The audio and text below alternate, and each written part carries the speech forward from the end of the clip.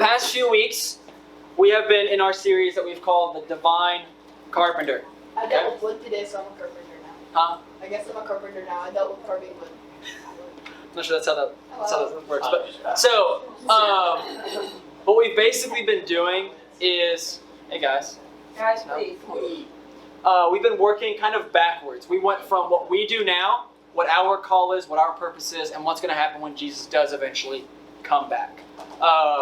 That was our first week. Last week was more about what the Jesus' original followers, what they were called to do, and what they were willing to do, and how they believed in Jesus and everything that happened, even though if it had been false, they would have known it because they were there. Tonight, we're going to be jumping into the actual foundation of our whole faith. Jesus' death and resurrection. Which is why tonight's lesson, series, thing, whatever you're going to call it, is going to be the sacrifice that restored. I don't have time as much as I want to. Again, there's that video for it if you really want to go into the nitty-gritty of everything we've already done, of what it means by restoring. But in short, just know that all of us are sinful. We've all done wrong. Sin basically just being that we have done wrong in the eyes of God, against what God's plan was for you in your life and for creation.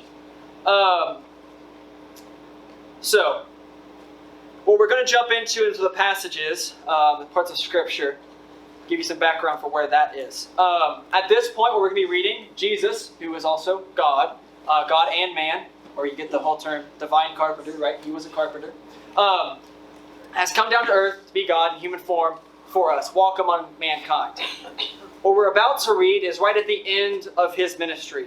Jesus is roughly 33 years old, and he has been doing ministry for the past 3 years. He has amassed a following, and those people either love him, want to worship him. He's like the Son of God. It's the best thing, as people like to say, since sliced bread, but definitely better than sliced bread. Best thing ever. Or they want to kill him as soon as possible. To the point that Jesus, a little bit before this, is actually traveling near Jerusalem, and his disciples are afraid because they're even going near the whole place. Because they're going to find you, they're going to take you out, and we don't want that to happen. So you need to watch where you're going, Jesus. You need to be careful, because they don't know what Jesus knows. So, right before where we're at, a few days before, what we call Palm Sunday, would have been what we celebrated this past Sunday. Jesus comes into Jerusalem, and the whole entire town, at least the majority of it, basically welcomes him in as royalty. They're putting palm branches down. They're literally taking off their jackets, their outer garment, throwing it on the road, because it's, he's not worthy to walk on the dirt of the road. That's how they welcome him, okay? They're all like, yay, we love Jesus! And we're going to see it's going to very quickly go the opposite direction. What is really cool about us doing this tonight, and if you've been in that Sunday school class, you might have heard this, that some people's estimates for when Passover happened could have actually been on the Wednesday before Easter, before that Sunday when Jesus rises from the dead. Not Thursday, which is the other most common estimate. So we really could be starting to read almost the exact same time 2,000 years ago that this literally happened. Wow. Which is just a cool little thought. So, again, I can't get to all the details, but again, Passover would have been what would happen tonight. What that is basically, if you read back into Exodus, at one point, the Jews, the Israelites, whatever you want to call them by, were enslaved by the Egyptians, and there were these plagues that God put on to get them out. At one point, there's literally something where it passes over them, and they don't get affected by it, and that's why it's called Passover. It's the meal they had, what they did before they all packed up their stuff and left Egypt. And they did that every single year. They would celebrate Passover. And this always happened in the evening because the Israelites left at night from Egypt. So, what we're going to start from is right after Jesus and his disciples have just celebrated Passover, just had their meal, and are leaving to go somewhere else. We're not going to be reading that. If you want to read part of that or listen to it, you'll come to our Friday service in a couple of days. So, we're starting in Luke chapter 22, verse 39. Does anyone want to read that? I'll also have it on the screen. Luke what? Luke chapter 22, verse 39. You guys should already be there, hopefully. Huh? I can read it. Yep, you got it. Okay. On the screen. You don't have your Bible. It is. It'll be easier to read it from there because I'm going to be swiping through. I may also stop you, so just if I stop you, just go with it. Chapter 22, verse what? 39. Okay. Okay. 2. I'll stop you. Okay. Now? Yep, whatever you want. Jesus went out as usual to the Mount of Olives, and his disciples followed him. On reaching this place, he said to them, "Pray that you will not fall into temptation." He withdrew about a stone's throw beyond them, knelt down and prayed, "Father, if you are willing to take this cup from me, yet not my will, but yours be done." An angel from heaven appeared to him and strengthened him. And being in anguish, he prayed more earnestly, and his sweat was like drops of blood falling to the ground. Pause. So, what happens? This is a common place for Jesus to go. It's a garden right outside of Jerusalem. He goes there to pray because he knows it's about to happen.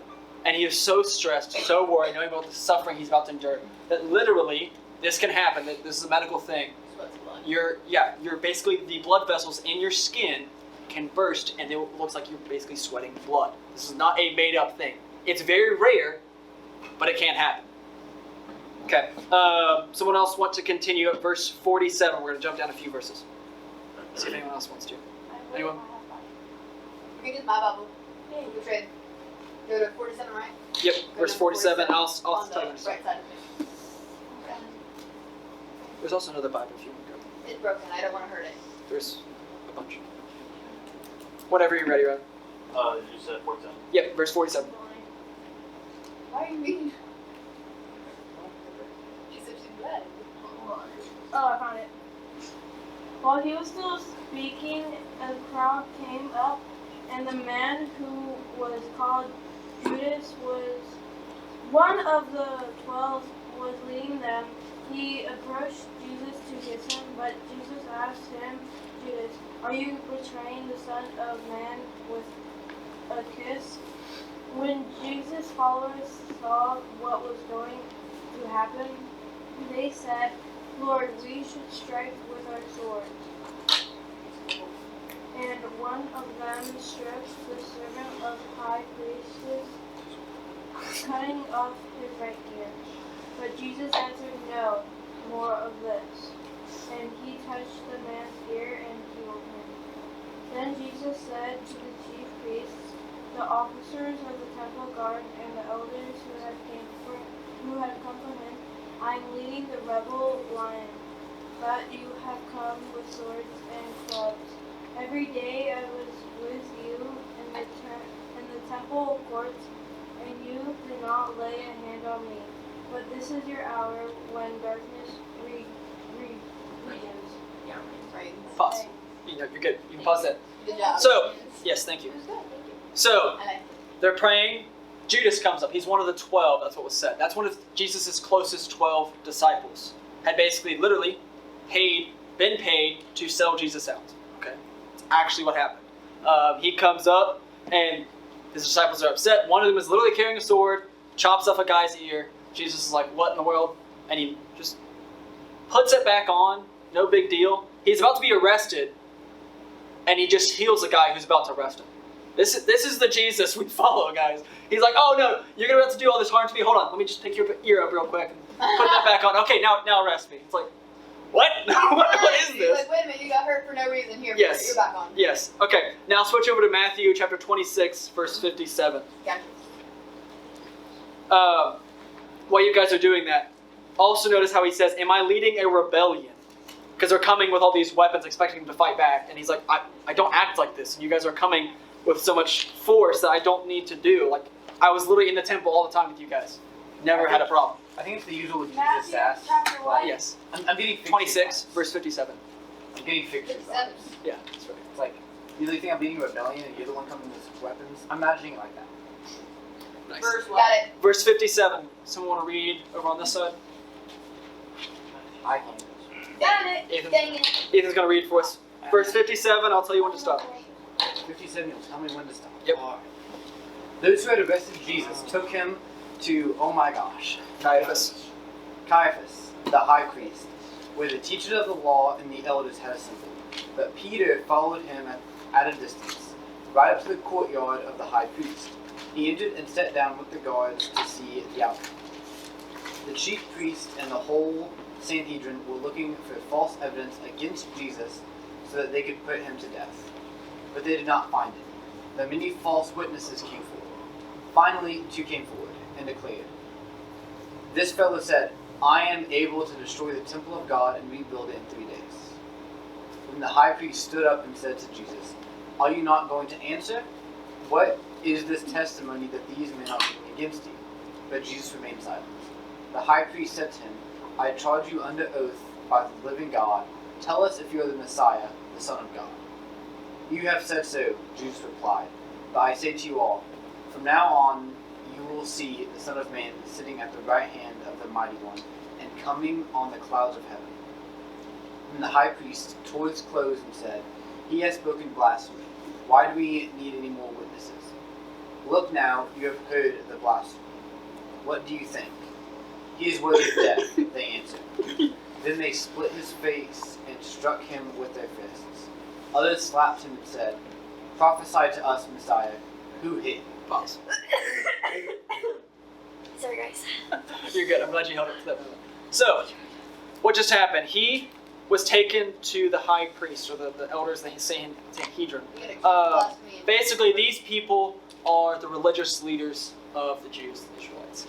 Everything that happens where they are controlled by the Romans allow them to kind of hold a court. They bring their decision to the Romans, and the Romans go, "Okay, they decide what they're going to do with the whole information."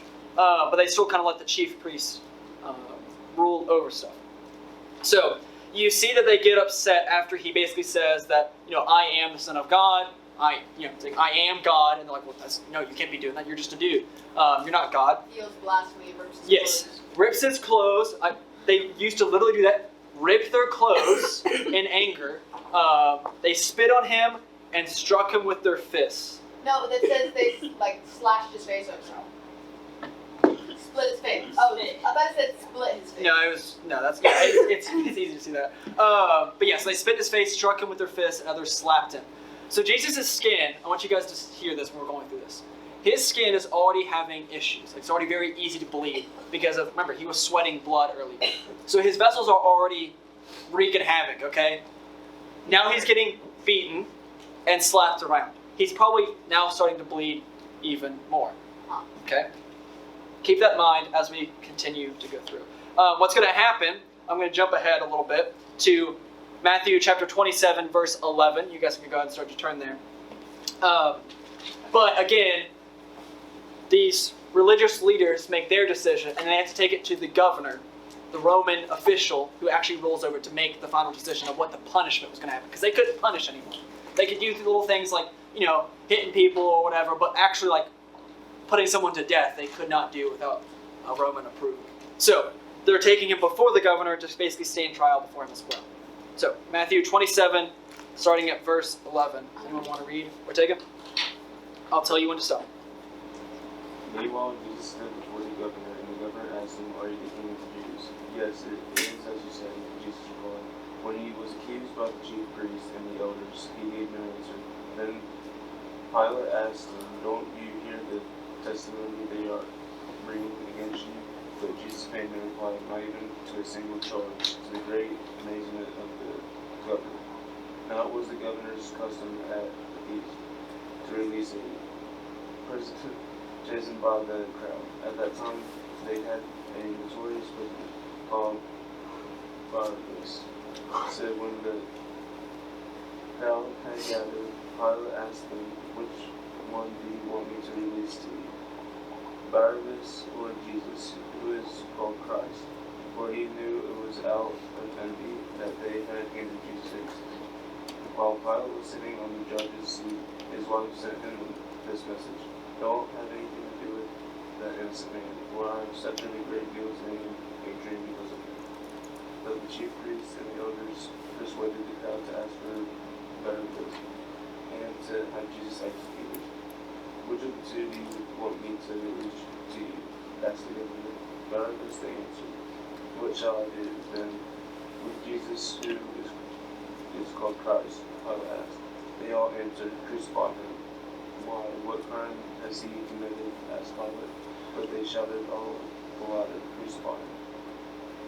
When Pilate saw that he was getting nowhere, but that instead an uproar was starting, and he took water and washed his hands in front of the crowd. I am innocent of this man's blood, he said. It is your responsibility. Other people answered, let his blood be on us and on our children. Then he released Barabbas to them, but he had Jesus flogged and handed him over to be crucified. Pause. Okay, so he just stood trial in front of the Roman governor. The governor's like, this guy's done nothing wrong. He's not telling me he's done anything wrong. Like, why will you all not do this? And again, it says it's tradition around this Passover festival that they would release someone who's been a criminal, basically like pardon them from their crimes. And I don't think it says it in the translation you were reading, but if you go to the original, Barabbas' name is actually Jesus Barabbas. So he's basically saying, do you want Jesus Barabbas, a insurrectionist, a murderer, all this, all the bad things, or Jesus the Messiah, Jesus Christ? Which Jesus do we release to you?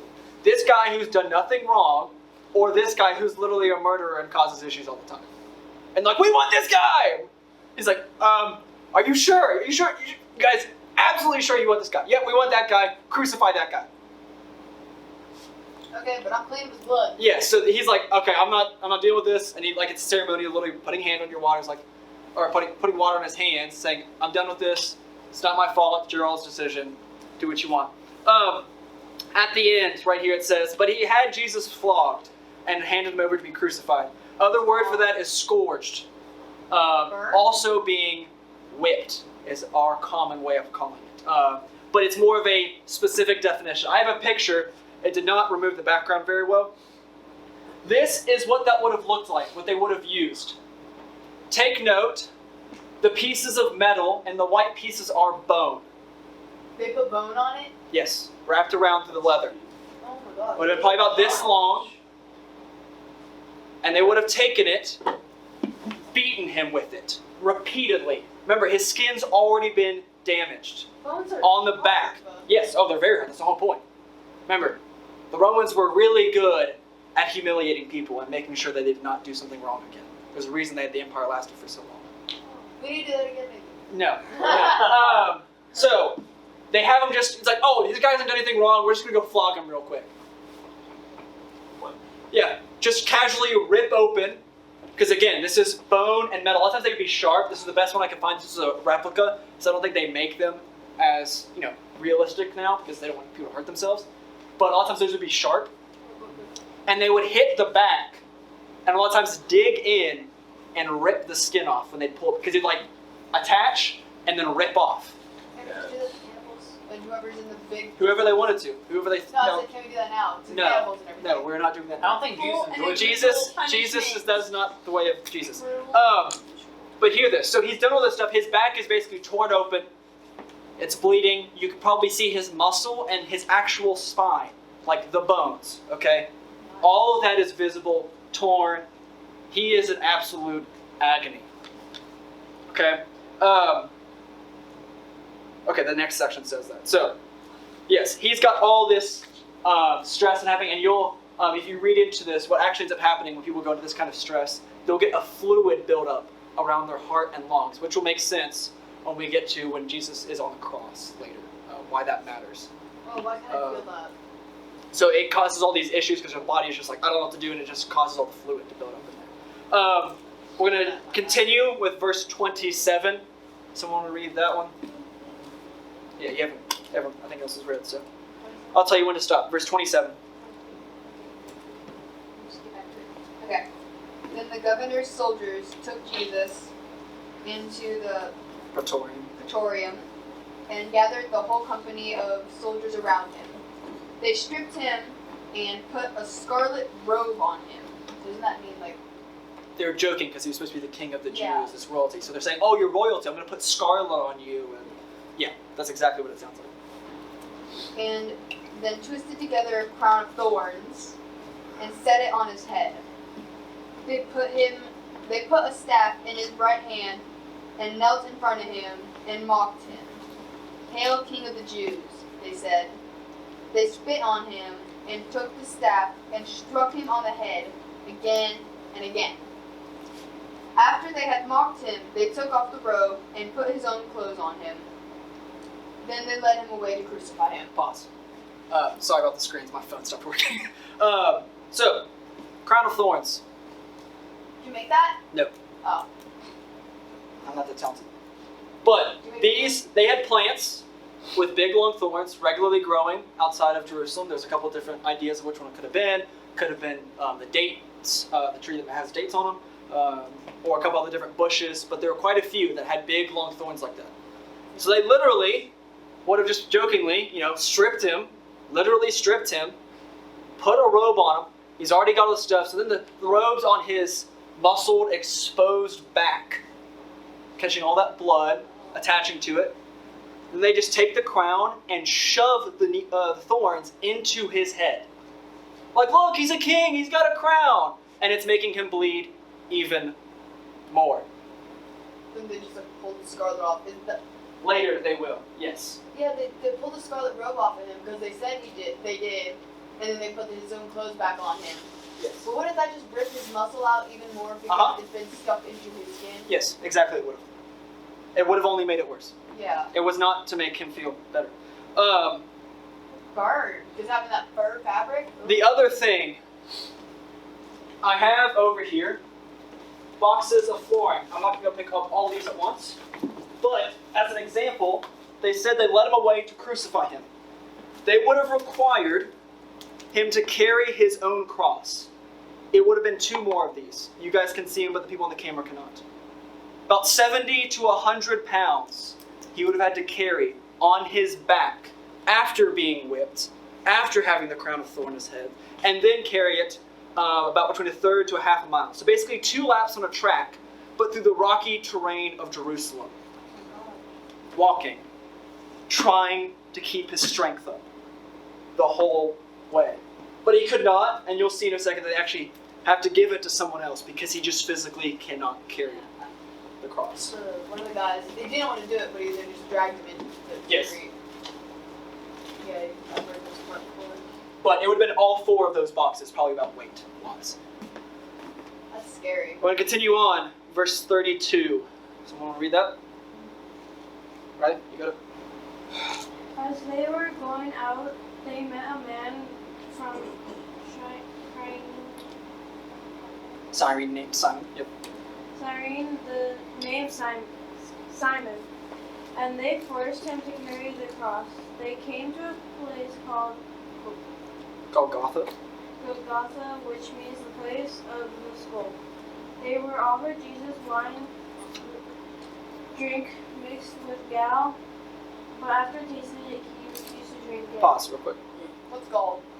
That is a substance that is supposed to reduce the pain. It's like an early painkiller, as far as I know. And Jesus is like, no, I'm not going to make this any easier on myself. Continue.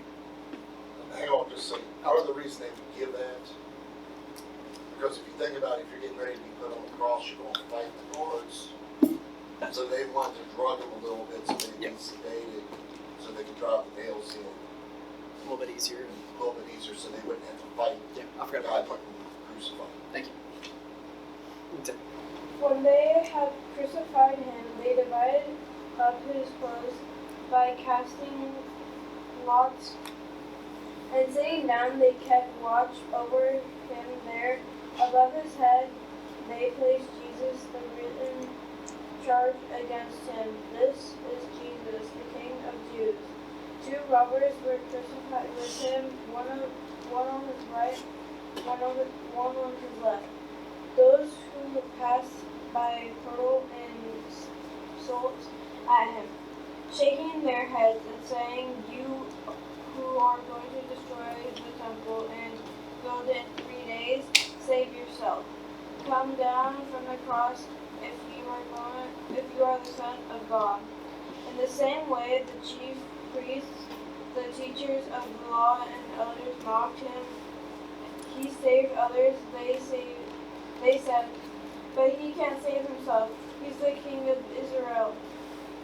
Let him come down from the cross and we'll believe in him. he trusts in God. Let God rescue him now if he wants him. For he said, I am the Son of God. In the same way, the robbers who crucified with him also heaped insults on him. Pause. So, he's taken up there, put on the cross. For those of you guys who have never seen this before, we used to have actually a replica cross on the side of the building. I don't know when we got rid of that one, but of course they double bagged this. The nails that would have been driven into his hands and feet would have been about this size. They don't have to be super thick, and they could have been actually longer. Most stuff I've seen. But they would have been driven. I thought they would have been thicker. Yes. At their time, yes, but this is the closest analog I can get for nowadays because we don't need them thicker. Driven through the little bone in your wrist. If you don't know, there's two bones that kind of has a space there. Driven through there. Also severing some nerve and blood vessels while they're at it, because just for funsies, right? Might as well make it worse. Driven through both hands, and then feet together, driven through there. So you're sitting, all your weight is resting on your hands, your wrists, and your feet. Okay? If you've ever done this for any extended period of time or had your arms up, you come to realize it's very difficult to breathe. To the point that the only way they could start to breathe is they would have to push up off of the nail that's in their foot just to take a breath of air. So they would not suffocate and die. Many people could actually survive like this for days. Bleeding out, pushing themselves off and on to take every single breath. Not fun. So, while he's doing that, while this is happening, people are just casually, again, remember, they were praising his name not a week earlier. And now as people walk by, they're hurling insults at him.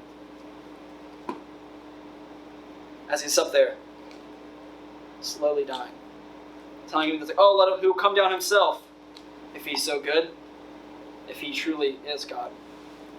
So I want to continue on. Sorry. Just a side note, the Romans were very good at placing the crosses close to roads.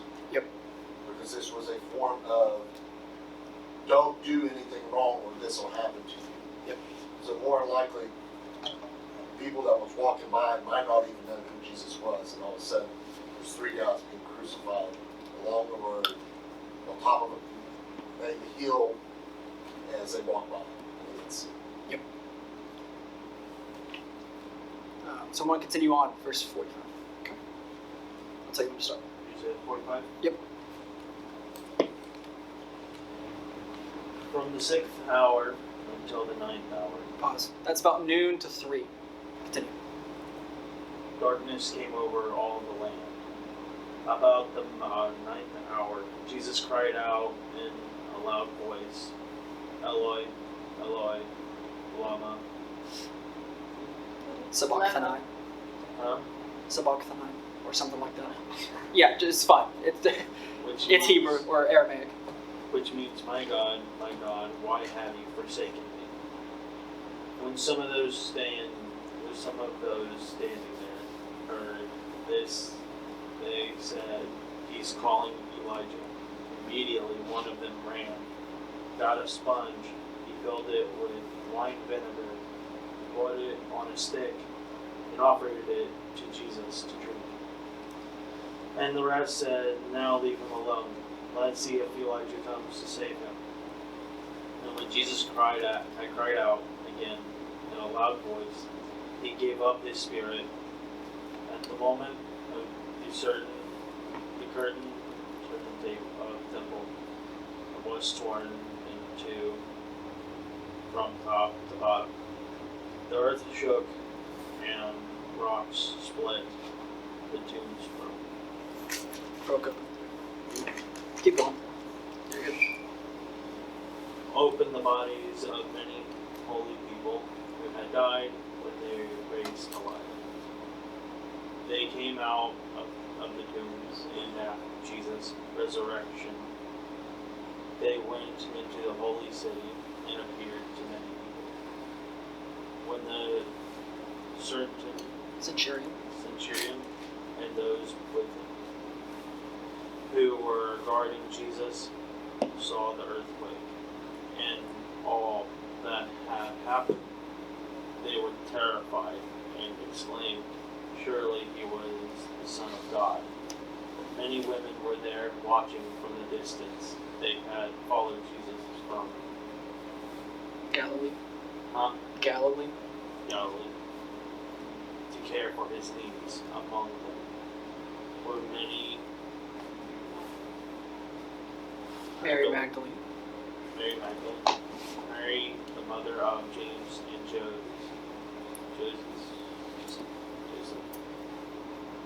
and the mother of Zebedee's son. Okay, let's stop there. So, again, Jesus is up there. He cries out, basically to God, because at this point, again, as we started with saying, the sacrifice that restored. This is when Jesus is taking on all the sins of the whole entire world onto him. And he had never been separated from God. Again, he is God. At that point, where he had taken on the whole sins of the world, God the Father could not be connected to that because he had taken on so much, that bad stuff, all that sin. So that's why he's asking God, why have you forsaken me? You see, when he dies, he says he cries out in a loud voice and gave up his spirit. At that moment, let me jump back to that real quick. Or Ryan, if you can probably do that easier. At that moment, the curtain of the temple was torn in two from top to bottom. How thick was that? 12 inches, 8 inches? Pretty thick. The curtain. This is the curtain of the temple, okay? Had a bunch of different layers, was probably about this thick. Probably about 30, 40 feet high. Super huge curtain. It was very heavy. It separated basically where God was supposed to dwell in the very centermost holy section, literally called the Holy of Holies, and the rest of the temple, the rest of the people, where people could get access to. No one could just easily go into that section. Basically, no one could easily commune with God or contact and talk with him, all those kinds of things. And it says at that point when Jesus dies, it doesn't rip from bottom to top like someone is tearing it all the way up, but that like someone was standing above it and tore it from top to bottom. So it was not a human hand that had done this. Same times, rocks split, there was an earthquake, tombs broke open, people were raised from the dead. One other thing to note is that, again, at the beginning, this isn't from noon till 3 in the afternoon, and it was complete darkness, like it was nighttime, because of what was happening. So much so that even a Roman, what we'd almost consider like a sergeant kind of thing, a centurion would have been in that kind of class, saw events like, okay, this guy's got to be telling the truth. Because this doesn't just happen on a normal Tuesday when we crucify someone. Sure it does. Random people get resurrected from the dead. Yeah, right. So, that was obviously a lot. You guys can put your Bibles down. It was obviously a lot of reading, right? And I wish we could keep going throughout the rest of it, seeing how it all went through. I forgot this was something. We read some of it last week, what happened shortly after this, but we don't really have the time for it. So why does all of this matter? Why does what we just read, why is it important? Why do we as Christians, those of us who are Christians in the room, celebrate and read about some carpenter, right, who just gets brutally murdered? And we do this every single year and want to tell everyone about it, right? Yes, Gabby? Because he's the Messiah. Because he's the Messiah, right. Jesus, son of God. Exactly, because he wasn't just some carpenter who got brutally murdered. He was the divine carpenter. Oh, that's not what I meant to do. Ignore the screens. Again, he was both God and man, and he didn't just get brutally murdered. He conquered that death and then rose from the grave, and he willingly offered himself. And he brought up many for with it. him. Yes. So why would God do this? Wait, didn't one of the people, the run of the rebels, That's in a different gospel. We didn't touch that one tonight. Okay. I wish we could keep going and reading about it. Because it says the rebels on both sides, the Willis confused about, because it said both of them insulted him. And I'm like, didn't one just... Again, this is how we know it's a real story, because there's different Yeah. accounts, a little bit of differences. We know that's, okay, the majority of it's the same. Yeah. So we know it's a true thing. One of the many ways we know. But again, why would God do this? Why would he allow himself to come down into human form and to be killed by his own creation? Remember, God created all of us. And then he allows himself his own, it's like us making a little robot or something, and then going, okay, robot, come kill me. And just being like, I'm going to do this because I want the robot to have a good life. What? It's completely absurd if you think about it that way. But he does it because he loves you. He loves each and every one of you. And he wants to save all of us from ourselves, if you really think about it. We've all sinned. Again, in other words, done wrong in the eyes of God against what his plan was for us. And God, being perfect, cannot be in our presence eternally when we have that sin on us. It's not because God doesn't want us. It's because he is perfect and we have made ourselves imperfect. You can't be around sin. Yes. So, again, Jesus came and died to take on the punishment we deserved. All of us deserve to go through the punishment that Jesus went through because of what we've done. We've all done horrible things, even if we don't realize it. But instead, now, we have the option to believe in Jesus and be saved. Yes, Kevin? I'm hoping this is in this account, but not the others. Wasn't he put in hell for a few days for this?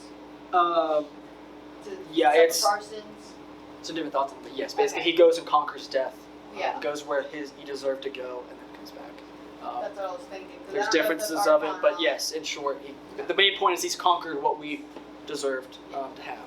So, don't turn there, but in Romans chapter 10, verse 9, it says this. If you declare with your mouth, Jesus is Lord, and believe in your heart that God raised him from the dead, you will be saved. For it is with your heart that you believe and are justified, and it is with your mouth that you profess your faith and are saved. And jumping to verse 13. For everyone who calls on the name of the Lord will be saved. Nick, if you want to make your way up here. What I want you guys to understand is that the divine carpenter we've been talking about willingly died for you. Did not do it by force. Did not do it because it was like, oh, do I have to? No, he willingly did it. Again, he didn't want to go through it because that human part of him didn't want the pain, but he didn't say no. And he still chose. And I don't know if we read it tonight or if it was a different part I was reading last night. It might have been in a different gospel. But when the guy's ear is cut off when he's being arrested, Jesus turns to that disciple and says, do you not know that I could call 12 legions or something of that line of angels to come and save me right now? I don't need you to do this. If I wanted to be saved, I could be saved. But he doesn't do that. You just put you back on it. Here you go, buddy. Yes. So my question for you guys to think about, we're going to do a closing song. Are we not having groups today? No, not tonight. Okay. I want you guys to think about this. Again, the divine carpenter willingly died for you. Jesus died for you. God died for you. To save you from what we have done to ourselves. The question for you guys is, are you willing to commit your life to him?